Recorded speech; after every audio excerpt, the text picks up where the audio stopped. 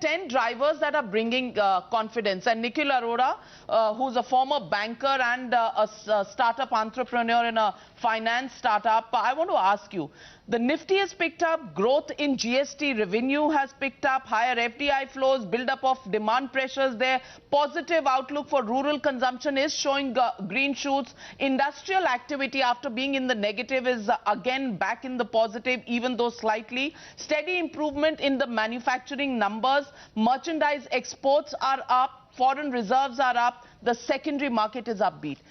Are we really reading all the negative news, or is there some positive in all the drivers that we've just read out? I mean, like, there are both sides to the story, obviously. You know, I think markets always have a forward-looking view.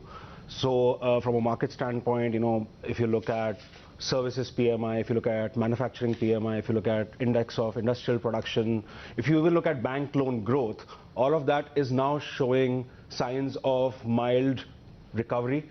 And that obviously is on the top of the mind of the market players. And the fact that all consumption stocks for the past 6 to 8 months were kind of suffering from all the negative narrative, they're all underpriced, right? So they're all now picking up gradually. But, you know, we can't ignore also the data being negative where it stands.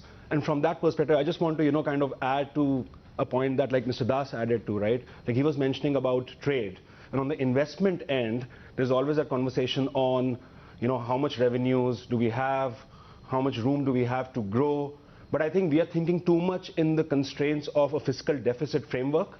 Like, I know it's a 3.3% target, which we'll most probably cross.